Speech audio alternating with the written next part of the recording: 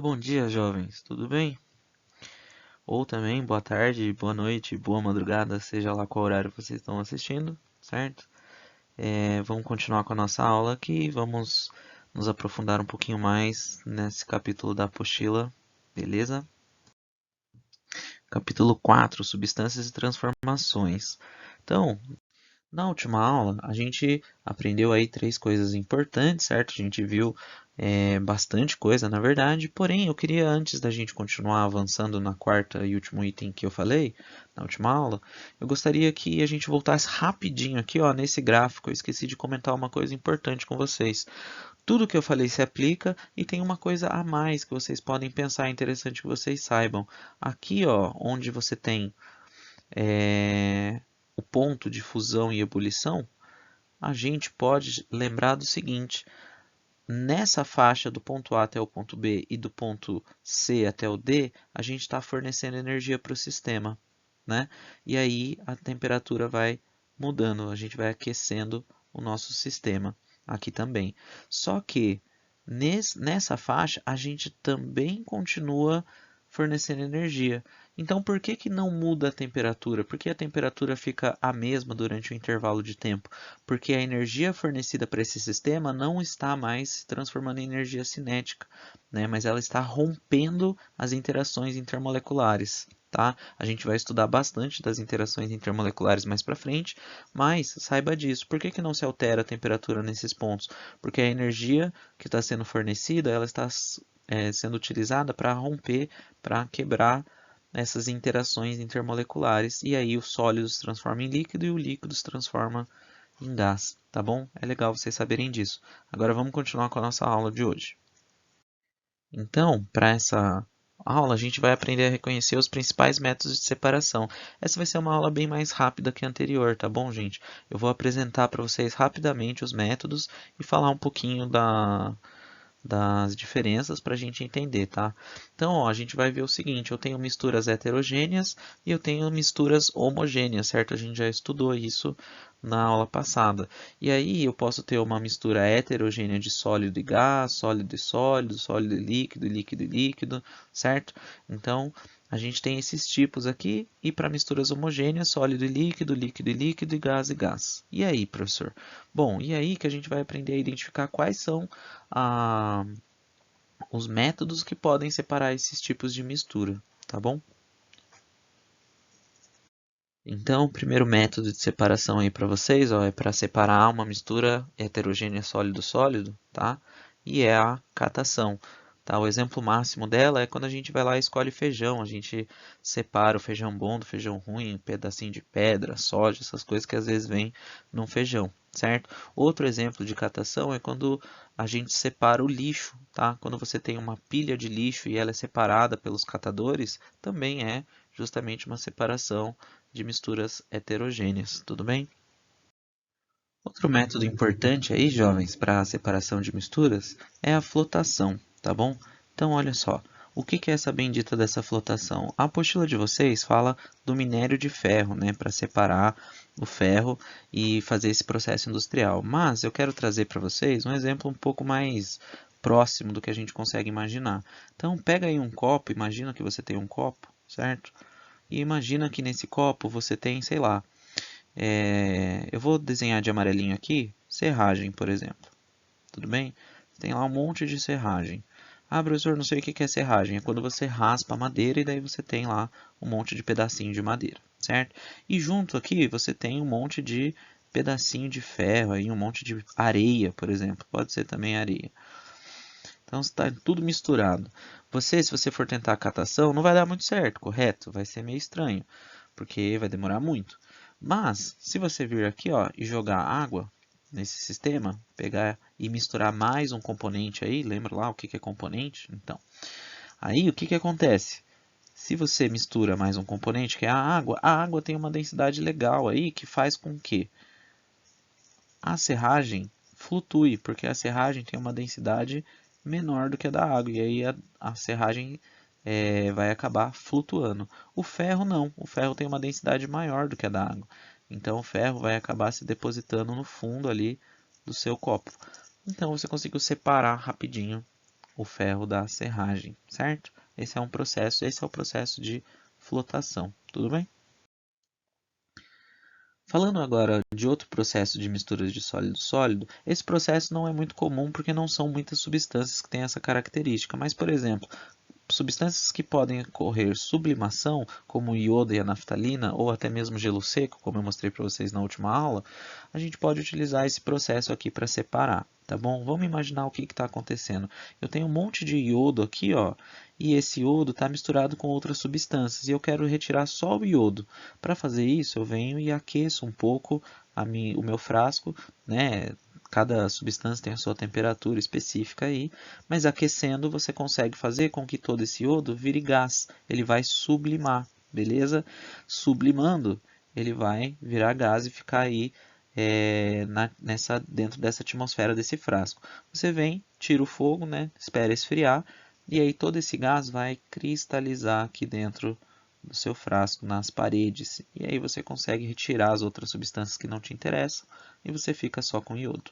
Então esse é o processo de separação de sólido e sólido por sublimação, tá bom? Outro exemplo de separação, jovens, de sólido e sólido é a separação magnética. Esse daqui é bem simples de entender. É só você ter duas substâncias misturadas, duas ou mais, né? E a sua substância de interesse que você quer separar tem propriedades magnéticas. Se isso acontecer, é só você colocar ela próximo de um ímã e ela vai ser atraída, tá bom? Assim fica bem simples, é só uma delas ter essa propriedade e as outras não. Assim você consegue separar. Um bom exemplo que vocês podem achar isso daí, ó, é no Toy Story, tá? Não sei quem de vocês já assistiu Toy Story 3, tem justamente esse processo, aparece lá para vocês numa parte do filme. Então, assista e procura esse processo lá que eu acho que você vai se divertir bastante, beleza?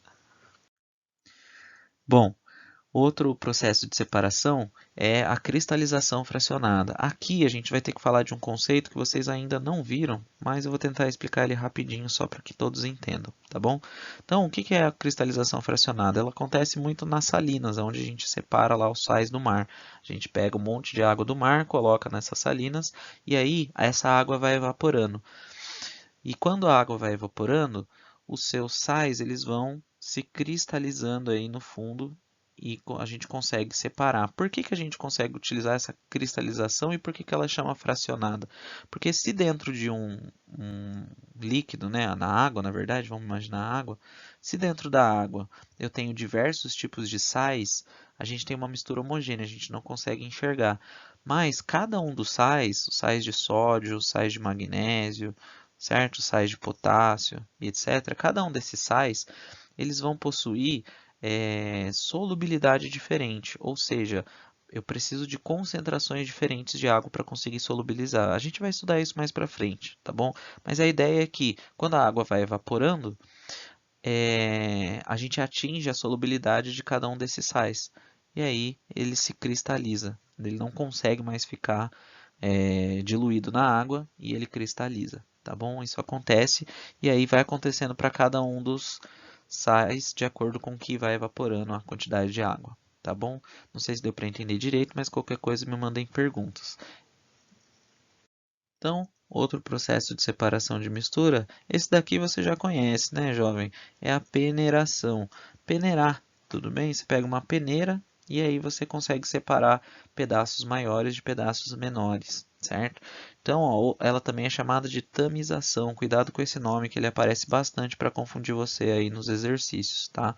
Dá uma lidinha sobre o processo de peneiração, mas é exatamente o que você já está acostumado, tá bom? Outro processo, jovens, que vocês talvez não conheçam, esse daqui é a levigação, tá?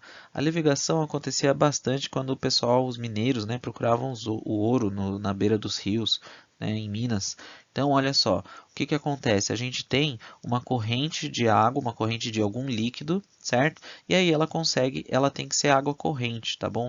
Por isso que no rio era bastante utilizado. A água corria e a gente conseguia separar.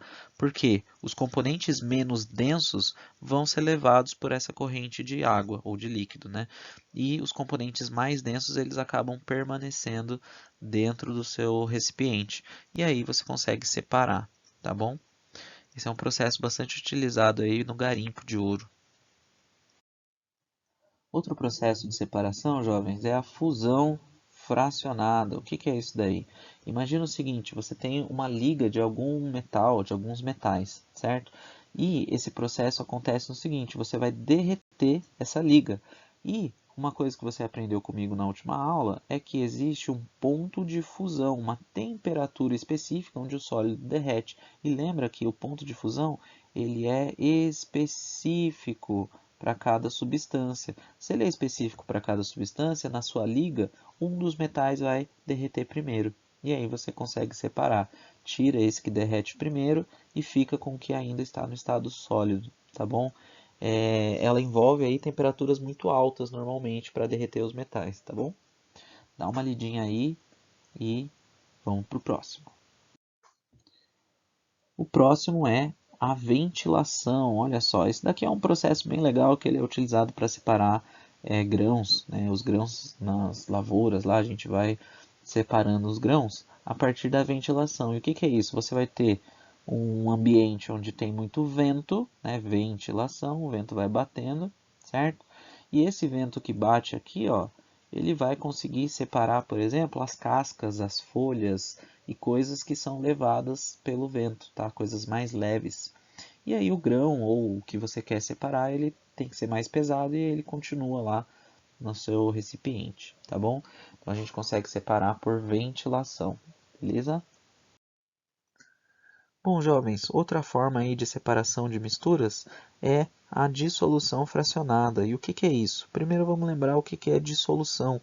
Dissolução é quando você dissolve, tá? Dissolução é dissolver alguma coisa, beleza? Nossa, ficou horrível essa letra aí, ó, mas você entendeu. Dissolução é dissolver. Outra palavra interessante é solubilização, tá? Solubilização. Beleza? Essa palavra aí é bastante interessante, a gente vai utilizar bastante ela, tá bom? Dissolução ou solubilização. Então, exemplo, pega açúcar, coloca no suco, dissolveu. Pega Nescau, coloca no leite, dissolveu, certo? Então, a gente tem a dissolução. A dissolução pode ocorrer de duas maneiras. Vamos tentar entender as duas de forma clara, tá? Então, a primeira maneira está aqui, ó, nesse quadrinho. Vamos tentar entender. Eu tenho uma mistura de sal de cozinha e enxofre, beleza?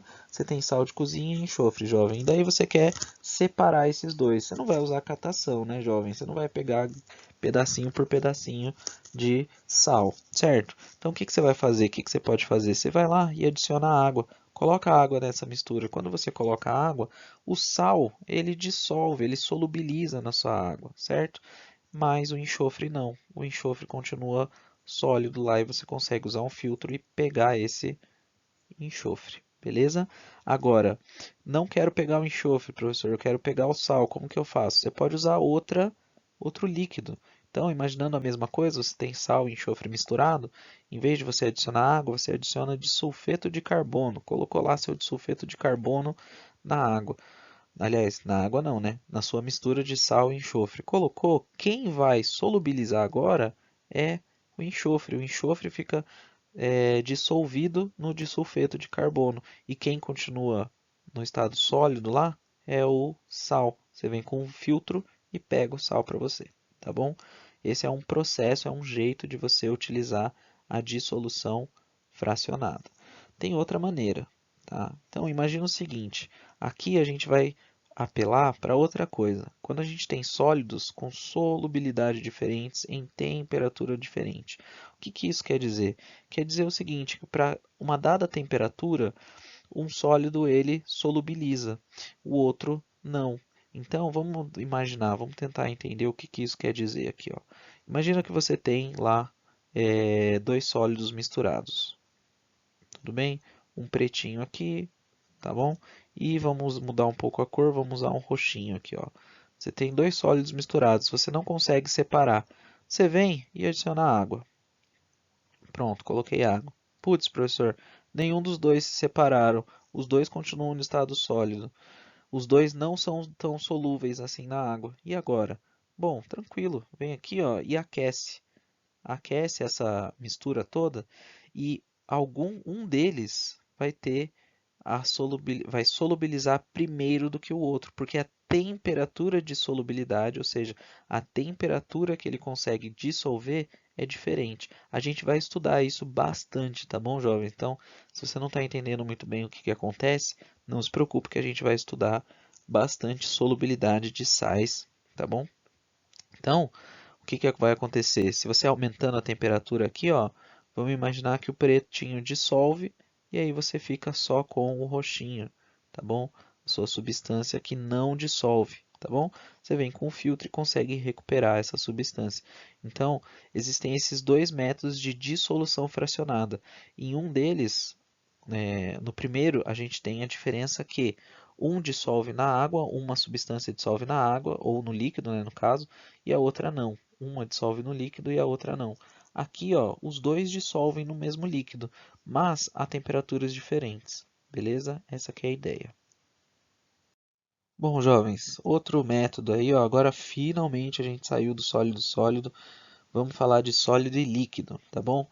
Um processo de separação é a decantação. Esse processo é tranquilo, que você já acho que já conhece. A decantação usa da gravidade, beleza? Imagina o seguinte, você tem um líquido aí, ó, não sei nem porque eu estou desenhando, porque já está desenhado ali, mas a ideia é o seguinte, ó. Aqui você tem um monte de grãos de areia, por exemplo, dispersos na água. Quando eles estão dispersos assim, fica difícil separar. Mas se você deixar quietinho por um tempo, olha só, o sólido ele se aglomera aqui no fundo e aí você consegue retirar com alguma coisa aqui, né, com algum caninho, alguma ferramenta, você consegue retirar só a água sem o sólido que estava disperso anteriormente. Não é só você esperar e a gente fala que o sólido decanta, tá bom? Essa é a decantação. Então, jovens, olha só. A centrifugação é outro método de separação de sólido e líquido, tá bom? Ela nada mais é do que a decantação acelerada, uma decantação forçada.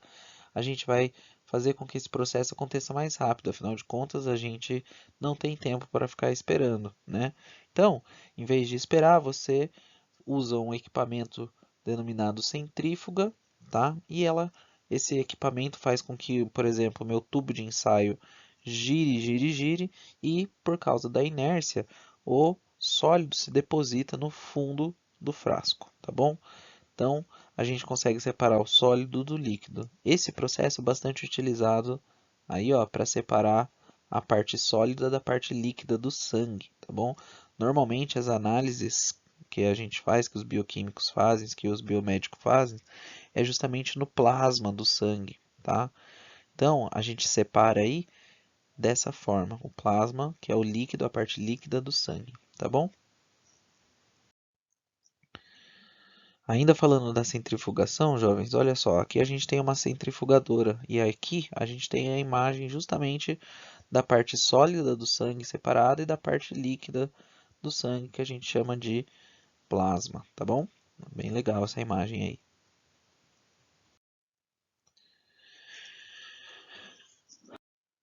Bom, jovens, o próximo processo é justamente a filtração. Você já está acostumado com a filtração, né? Se você gosta de café igual eu, ou se você já viu alguém que gosta de café, você já viu alguém fazendo café. Imagina que você tem aqui, ó, pó de café, um papel filtro, né? E aí você joga lá sua água quente aqui, água fervendo, de preferência. E aí ela vai sair pretinha aqui, ó, cheia de café para a gente tomar, certo? Mas esse é o processo de filtração normal, que a gente não utiliza do vácuo. E aí, o processo de filtração a vácuo, o que que ele é? É um processo de filtração forçado, tá bom? Imagina que você tem um sistema aqui bonitinho, tá? Aqui ele tem bastante figuras que você talvez não esteja acostumado, nomes que você não esteja acostumado, tá? Mas são vidrarias, né? O Kitasato é uma vidraria, o funil de Butner, tá bom? Tem as mangueirinhas, uma torneirinha e aqui uma trompa de vácuo. Isso daí é uma bombinha a vácuo, tá bom? Então, o que que acontece? A gente consegue forçar com que o ar seja puxado para cá, ó. O ar vai sendo puxado, né, justamente para cá, ó. Tudo bem? E aí esse ar que está sendo puxado aí, ó, ele vai forçar, ele vai fazer com que a pressão atmosférica aqui, ó, seja maior aqui fora. E daí ela consegue empurrar esse líquido aqui, ó, que vai caindo para cá, beleza? E aí a gente consegue filtrar de uma maneira muito mais rápida, tá? É só isso, é um processo de filtração mais rápido, beleza? Bom, jovens, aqui a gente vai ver mais um processo e aí agora a gente vai passar para a parte que a gente está separando sólido de gases, tá bom? Então, a filtração é um jeito muito simples, né? Você pega um filtro que ele vai conseguir separar as partículas sólidas e você passa o ar. Um exemplo aí, ó, é o aspirador de pó, né? Você aspira o pó lá com uma bomba que puxa o ar e aí você tem um filtro que consegue reter aí as partículas sólidas, tá bom? Bom, jovens, um outro jeito da gente separar o sólido do gás é utilizando uma câmara a gás, beleza? Aqui a gente vai injetar um gás com sólido, um exemplo, a nossa querida e maravilhosa atmosfera, toda suja, né? Às vezes a gente tem partículas sólidas no meio da atmosfera, poeira e fuligem, etc. Quando esse gás ele é forçado a passar aqui por essa câmara, né? Ele vem e passa através de vários obstáculos aqui, ó, tá vendo, ó? Esses obstáculos fazem com que o sólido colida nesse obstáculo e decante caindo aqui, ó, se depositando no fundo da sua câmara. E o gás não, o gás vai passando aí, ó, e aí o seu sólido vai ficando depositado cada vez menos, beleza?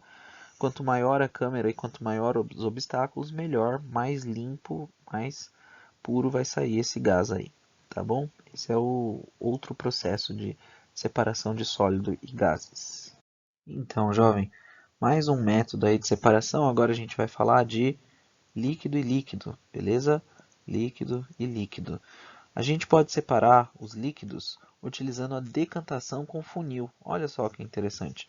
A gente vai utilizar um funil que ele parece aí uma torneirinha, tá? Ele tem uma torneirinha aqui, ó. E o que que a gente vai fazer? A gente vai colocar líquidos que tenham densidades diferentes, tá bom? Eles têm que ter densidades diferentes. Por exemplo, água e óleo, tá?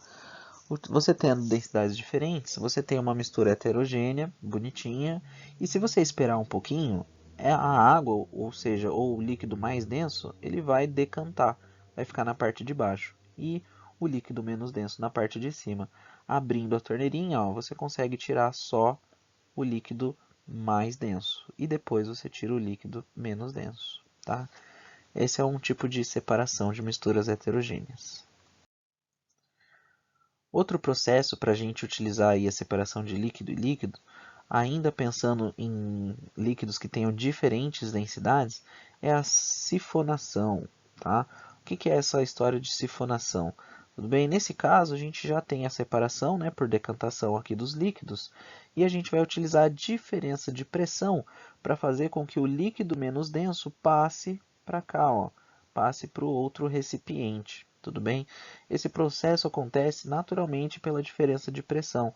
Vocês vão estudar isso em física quando vocês estudarem hidrodinâmica, tá? Então, hidrodinâmica não, perdão, hidrostática, beleza?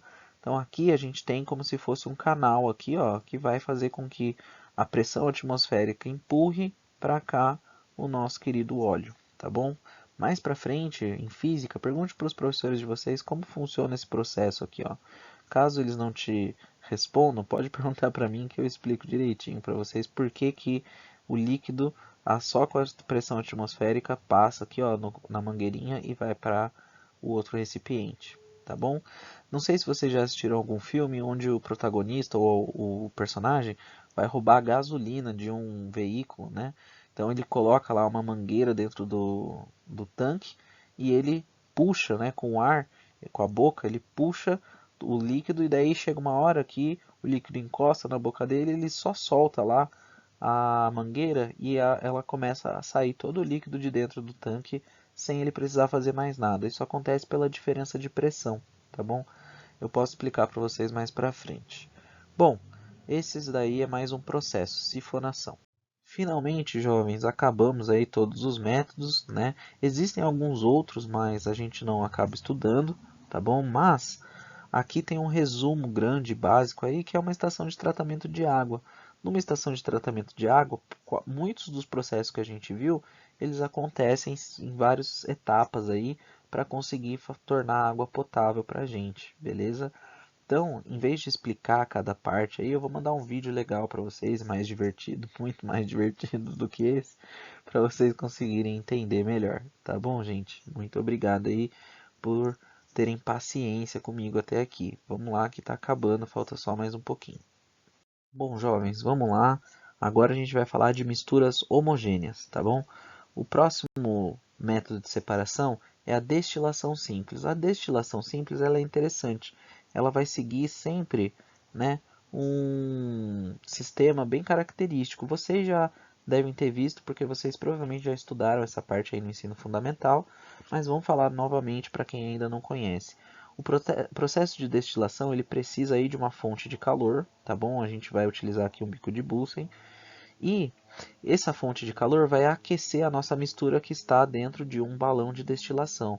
Esse balão de destilação ele vai ter aí ó, uma rolha que vai evitar com que saia o ar daí de dentro e um termômetro para medir a temperatura que está esse líquido, essa mistura, tá? Quando você aquece bastante, o líquido começa a entrar em ebulição. Entrando em ebulição, ele vira gás, né, ou vapor, e vai entrando aqui, ó. E perceba que existe um canal aqui, ó, que vem direto para cá, ó, e começa a cair. Agora, por que que esse gás ele sai aqui nessa temperatura muito alta e vira aqui, ó, sai daqui como líquido? O que que acontece? Para isso acontecer, a gente precisa de um condensador. Então perceba que esse canal aqui, ó, ele vem direto, tá? Mas em volta dele existe esse condensador, onde você vai injetar água ou algum tipo de líquido, algum tipo de substância fria, tudo bem?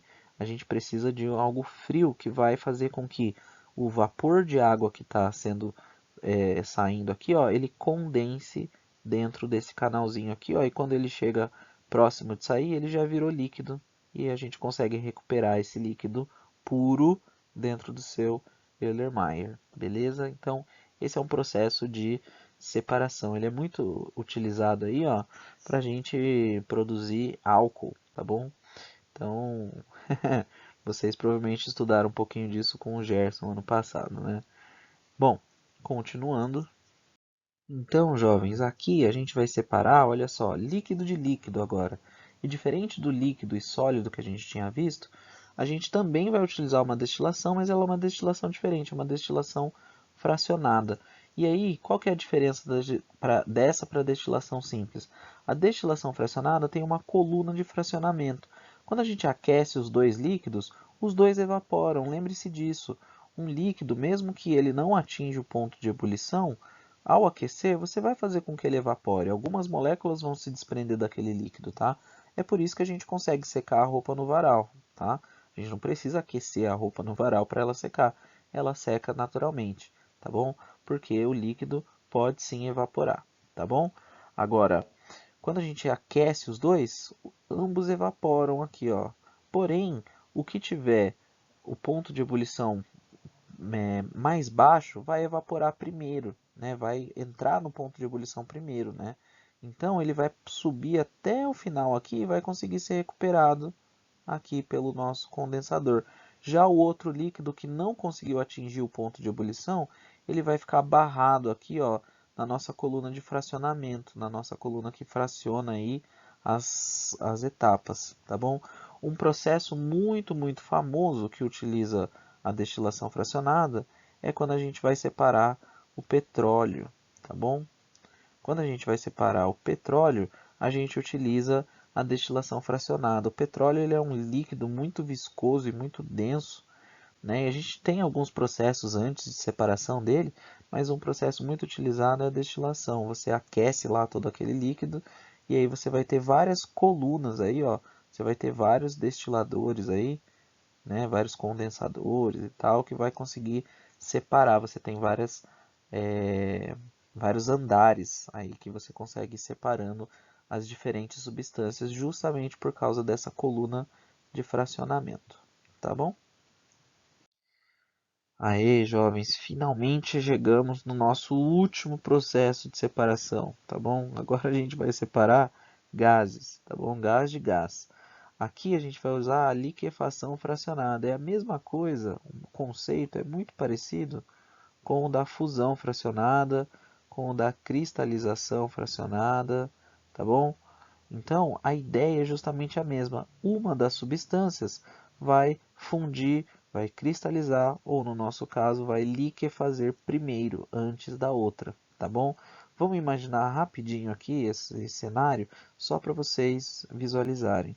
Então, imagina que você tem aqui, ó, um balão, tudo bem? Um balão cheio de gases, tá bom? Vamos fechar esse balão, né? Porque senão ele sai. Vamos colocar uma rolha aqui, beleza? E aí, ó, a gente tem um monte de gás dentro desse balão. Vamos colocar dois tipos de gases aqui, ó, certo? Tenho dois gases, azul e verde. E aí, lembra que existe uma coisa que chama ponto de fusão. E o ponto de fusão para cada uma das substâncias, ele é diferente, tá? Ou melhor, aqui a gente vai estar falando do ponto de ebulição, tá bom? Desculpa aí. Então a gente está falando do ponto de ebulição. Para cada substância, o ponto de ebulição e fusão ele é específico. Então, o que, que acontece? Uma das substâncias vai ter um ponto de ebulição mais elevado do que a outra, tudo bem? Então, vamos imaginar que esse daqui ó, é 100 graus Celsius e esse daqui ó, é, sei lá, 70 graus Celsius, tudo bem? O que, que acontece? Aqui eu tenho gases, então eles estão a uma temperatura maior do que essa daqui, 70 e 100. Para fazer com que ele liquefaça, eu venho aqui com cubinhos de gelo, resfrio esse balão com esses gases, certo? E aí, ao resfriar, eu vou atingir a temperatura de 100 graus Celsius. Vou imaginar que eu estava a 300 graus Celsius aqui, ó. E aí, eu fui resfriando e eu cheguei aos meus 100 graus Celsius. Quando isso acontece, olha só, o líquido verde, ele liquefaz, ele vai ficar líquido, tudo bem? O líquido não, né? O gás verde ele vai ficar líquido. E o seu gás azul aqui, ó, ele não vai liquefazer, ele vai continuar com uma temperatura maior, né, uma temperatura maior do que o seu ponto de ebulição. Então ele continua no estado gasoso. E aí a gente consegue assim separar as nossas substâncias gasosas, tudo bem? Então, ó, aqui você vai ter o líquido, né, verdinho e o gás azul, tá bom? Aí a gente vem aqui e consegue recuperar de alguma forma, utilizando alguma outra ferramenta, a gente recupera aí o nosso líquido. Assim a gente separa dois gases. 2, 3, 4, quanto a gente quiser. A única coisa é que eles têm que ter pontos de ebulição diferentes, tá bom? Finalmente terminamos. Muitos processos, eu sei que eu falei bastante, mas falta só mais um pouquinho, a gente já está acabando, prometo. Olha só, a última coisa que a gente vai ver é justamente as transformações. Qual que é a diferença de uma transformação física para uma transformação química? Você já estudou bastante disso no ensino fundamental, então eu vou passar rapidamente por esses conceitos, tá bom? Uma transformação física são aquelas que não produzem novas substâncias, tudo bem? Então, fusão, misturar açúcar em água, quebrar uma pedra, tudo bem? São exemplos de transformações ou fenômenos, tá, físicos. A gente não está produzindo nenhum tipo de substância nova, beleza? Aqui só para reforçar mais o que é uma transformação física, tá bom? Então aqui tem um exemplo para vocês verem. Eu tenho a água em diferentes estados, mas continua sendo água, tudo bem? Então aqui, ó, jovens, outro exemplo aí que a gente vê é quando você tem a chuva de granizo, por exemplo, que vem, quebra todo o seu telhado, né, destrói as telhas, mas no fim das contas não surgiu nenhuma substância nova, né? A gente só tem a fratura aí das telhas e a acumulação de granizo, mas não tem novas substâncias. Então continua sendo uma transformação física. E aqui, ó, para você relembrar, a gente tem o ciclo da água. O ciclo da água parece aí, né, que a gente está falando de química, mas no fim das contas é uma transformação física, é um fenômeno físico. Você tem a água mudando para vários estados físicos, tá? Mas nunca deixa de ser água, tá bom? Dá uma relembrada aí do ciclo da água para você não esquecer, já que ele é muito, muito importante, tá bom? Então, jovens, agora a gente vai falar de transformações químicas, que, né, obviamente são muito mais interessantes, muito mais legais. Afinal de contas, tem a palavrinha química aí no meio, já torna tudo mais legal, certo? Então, olha só, produção de novas substâncias. A gente precisa ter a produção de novas substâncias para ter transformações químicas, tá? Nas transformações físicas ou nos fenômenos físicos, a gente não tinha a formação de novas substâncias. Agora a gente tem, ou seja, muito mais legal. Para acontecer isso, a gente tem reações químicas. Então, necessita ocorrer algum tipo de reação química para que a gente tenha um fenômeno químico, tudo bem? Um fenômeno químico ele está associado a reações químicas. E existem alguns fatores que podem evidenciar a ocorrência de reações químicas, tá? Mudança de cor, formação de precipitado, mudança de temperatura, liberação de gases, todos esses fenômenos eles podem evidenciar para a gente uma reação química, portanto um fenômeno ou uma transformação química, tá bom? Só que cuidado, apesar disso, apesar dessas evidências aí, a gente não pode afirmar com 100% de certeza que por causa dessas coisas está ocorrendo uma reação química, tá? Mas no ensino médio, a gente vai considerar que mudou de cor, ocorreu uma reação química. Teve formação de precipitado, ocorreu uma reação química. Mudou a temperatura, ocorreu uma reação química. Liberou gás, ocorreu uma reação química, tá bom? Então, jovens, olha só. Aí a gente tem aqui, ó, uns exemplos para a gente dar uma olhada, tá bom? Mas só reforçando aqui, ó, esses fatores podem evidenciar a ocorrência de reações químicas, mas não garantir a sua ocorrência, tá bom? Tome um pouquinho de cuidado. Agora, vamos ver esses exemplos. A queima da gasolina do motor dentro de um automóvel. Poxa, com certeza está acontecendo uma reação química, tá? Não vou dar uma lidinha aí, mas com certeza está tendo uma reação química. Agora, esse daqui pode deixar você um pouquinho na dúvida. O aquecimento do açúcar. Bom, quando você aquece o açúcar, o que acontece? Ele derrete, né, entre aspas, e vira um líquido escuro, pastoso, o nosso querido famoso caramelo. Eu não gosto muito de açúcar, não gosto muito de doce, mas imagino que muitos de vocês devam adorar. Então, o caramelo, ele veio a partir aí do açúcar aquecido dentro da panela. Você pode pensar, bom, eu passei do estado sólido para o líquido, certo? Então, na verdade não. Por quê? Com toda mudança de estado, ela é reversível, tá? Toda mudança de estado, ela é reversível. Agora, se você resfriar o caramelo, ele vai voltar a ser açúcar? Não, certo? Ele não volta a ser açúcar. Portanto, ocorreu uma reação química, beleza? A gente vai estudar várias reações químicas que são reversíveis, mas a princípio, toda mudança de estado físico, né, de estado, ela vai ser reversível. O gelo com certeza vai derreter e se eu resfriar ele de novo, ele vai voltar a ser gelo, certo? Agora, nesse caso, a gente não tem de novo o açúcar quando você esfria, a gente continua tendo caramelo, tá bom? Então houve uma reação química. Então, jovens, é isso aí.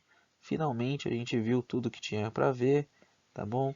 Muito obrigado aí para vocês terem me ouvido todo esse tempo. Eu sei que é bastante coisa. Fica aí um joinha horrível, tá bom? Mas muito obrigado. Espero que eu esteja ajudando vocês. Vou enviar algum material extra para vocês darem uma olhadinha e vou enviar o vídeo para vocês verem sobre a estação de tratamento e também algumas atividades para vocês fixarem melhor o conhecimento aí que a gente acabou de ter, tá bom?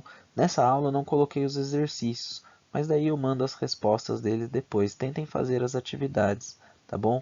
Dessa página aí, beleza? Muito obrigado, espero que vocês estejam indo bem aí nessa quarentena, que todo mundo esteja bem. Lembre-se que eu tô com muita saudade de vocês, jovens, mas essa é a maneira que a gente vai ter que lidar aí por um tempinho. Qualquer coisa, entre em contato comigo aí pelo e-mail ou pelo próprio Google Classroom, tá bom? Ou se você quiser comentar também no vídeo do nosso querido maravilhoso YouTube, pode comentar aí que eu vou te responder também, tá bom? Forte abraço, até a próxima. Tchau, tchau.